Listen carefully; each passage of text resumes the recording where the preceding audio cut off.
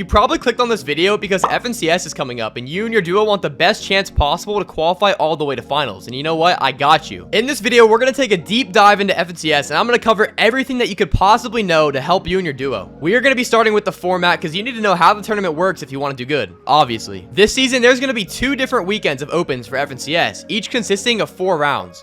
To play round 1, you have to be in platinum. After that, the top 2,000 players will qualify for round 2. In round 2, they're going to split it in half, so you got to be in the top 1,000 to move on to round 3. After that, you got to get top 250 to make it to round 4, which gives you series points. Series points are points that you get based on your placement in the final round, and they add up over the 2 weeks. If you have enough, you're going to qualify for the semifinals. Our main focus is to qualify through opens, but yeah, the rest of it is on the screen. If you want to pause it, you can look, but basically there's going to be a few rounds and you can qualify to grands. It's time for us to move on to the fun part, which is actually what we're going to do in game. It's super crucial to play your games right because obviously you don't have that much time. So yeah, the format is right here. Immediately you can probably see a win is worth 65 points. So I'm going to be honest, guys, placement is so important. I do understand that each kill is worth 2 points, so if you kill a duo, it's going to be worth 4. I get it. But you know what? It's all about risk. How much risk do you really want to take? One thing that I've always noticed is that forcing a fight always comes back to bite you. There are exceptions to what I'm about to say, but for the most part, and you can tell if someone's really, really bad and it doesn't matter, but for the most part, never take a fight unless you have an obvious advantage. I'm certain that a lot of you guys really are good players, but I think that a lot of the pros these days have brainwashed you guys into thinking that you need to fight like them.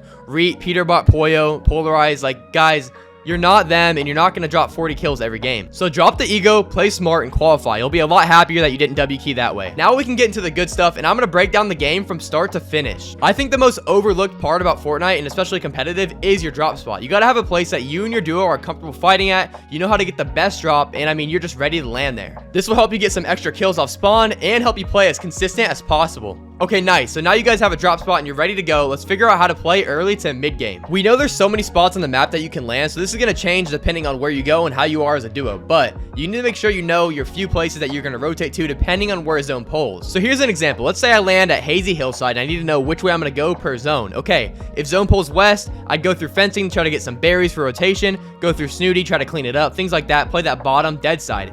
If it pulls north, it's something different. In theory, if you don't want to fight anyone, you could probably just play mountains on that snow area and look for a good spot and maybe get some tags from on the mountains. It's a great place for Surge. Okay, so this would be a great time to actually talk about Storm Surge. Super quickly for the people new to comp, Storm Surge is a mechanic added to games to make people die out quicker. So basically, if there's a bunch of people alive, you're going to start getting an indicator on your screen of how much damage you need to do. If you're under that threshold, you're going to start taking damage. There's no way for me to tell you exactly how much you need to do, but rule of thumb, I would say, do like 280 to 600 damage and you shouldn't really have to worry. Just follow what's on screen and you'll make it. I don't want to say this, but I gotta say it because I want to help you guys out. Someone should probably always carry a sniper. I mean, they're so overpowered this season. That's, first of all, a good way to get an easy kill so you can key a team and get points, and it's a good way to get Surge. I mean, 295 in the head or something like that. It's insane damage. They're just so good. And lobbies that are super stacked, you need one because you're not going to find people who are just open. As the big stinker would say, let's address the elephant in the room, which is rotation, guys. Grappler is going to be the preferred method of rotation, but there's so many other ways on the map. There's crash pads, which don't always work,